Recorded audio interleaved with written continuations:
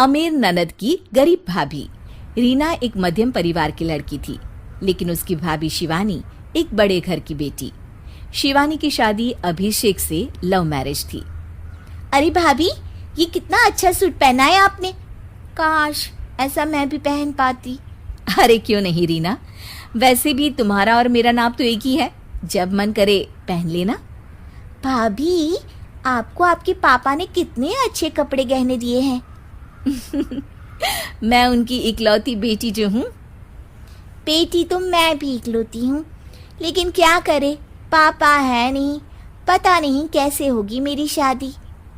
तभी वहाँ शिवानी की सास आ जाती है। अरे क्यों नहीं करेगा भाई तेरी शादी धूमधाम से, आखिर जिम्मेदारी है तो उसकी। और वो दिन भी आ जाता है जब रीना की शादी तय हो जाती है। अभिषेक, क्या हुआ? आप इतने परेशान तो कभी नहीं दिखे, कोई बात है तो बताइए मुझे।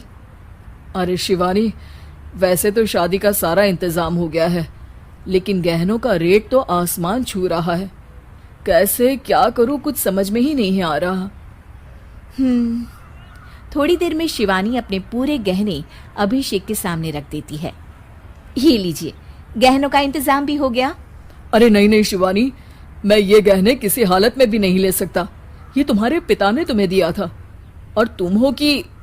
तभी वहां सास आ जाती है। अरे तो क्या हुआ, इसकी तो हो गई ना शादी, अब किसे दिखाने हैं इसने गहने। सास गहनों का डिब्बा शिवानी के हाथ से लेकर वहां से चली जाती है। रीना की शादी धूमधाम से होती है और अब वो बड़े घर की बहू बन जाती है। वहीं रीना की शादी के बाद शिवानी और अभिषेक उसकी शादी के कर्जों से डूब जाते हैं। मैं सोच रही हूँ नौकरी करनी शुरू कर दूँ, वैसे भी पढ़ी लिखी हूँ, आपकी थोड़ी मदद भी हो जाएगी। वैसे शिवानी, कुछ दिन कर लो तो अच्छा ही होगा, क्योंकि ज़रूरत भी है।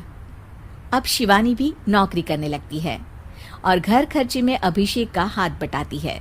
एक दिन शिवानी, रीना का फोन आया था, कह रही थी कि आने वाले त्योहार में उसके ससुराल जाना है। ठीक है माँ। अरे ठीक तो है, लेकिन एक काम कर लेना, उसके सास ससुर से लेकर पूरे खानदान के कपड़े मिठाइयाँ सब ले आना, और हो सके तो रीना के लिए छोटे से कान में पहनने के बूंदे भी। और क्या है ना, शादी में उसे सारी बड़ी बड़ी कान की ज्वेलरी दी थी, घर में पहनने के लिए तो उसके पास कुछ भी नहीं है। शिवानी सोच में पड़ जाती है कि वो क्या करे, क्योंकि कर्जों और घर के खर्चों के बाद तो पैसे बचते ही नहीं थे। शिवानी फिर अपने पिता को फोन करती है और उनसे पैसे मांगती है। देखो शिवानी, मैंने तुम्हें शादी के वक्त ही मना किया था कि ऐसे घर में शादी करनी ही नहीं चाहिए। अरे अभिषेक को शर्म आनी चाहिए जो ससुराल से पैसे मंगवा रहा है। शिवानी को पिता की बात पर गुस्सा आ जाता है। आप मेरे पिताजी हैं और मैं परेशान थी, इसलिए आपसे मदद की उम्मीद की पापा। अभिषेक को तो पता भी नहीं है कि मैंने आपसे पैसे मांगे हैं। शिवानी सोचती है कि वो अभिषेक से बात करे, लेकिन फिर उसे लगता है कि वो टेंशन ले लेगा।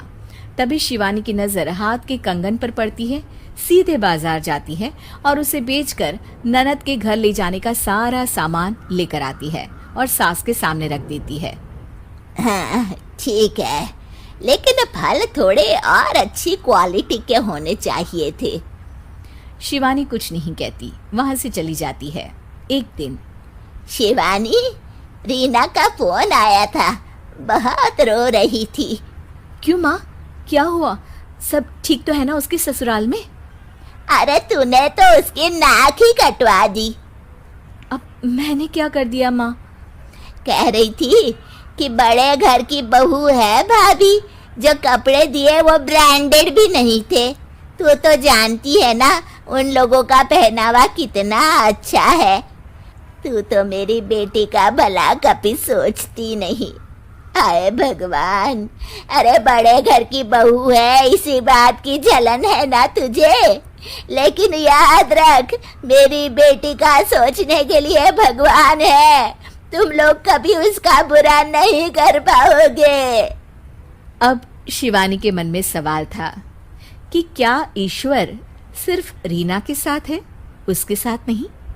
लेकिन उसे सुकून था कि वो अभिषेक के साथ उसकी जिम्मेदारियों को निभाने में बराबरी की हकदार है। शिवानी वहां से चली जाती है। वो सास से कुछ नहीं कहती, क्योंकि अमीर घर की बहू बनकर रीना को भले ही सुकून ना हो, लेकिन गरीब घर की बहू बनकर शिवानी खुश है, क्योंकि खुशी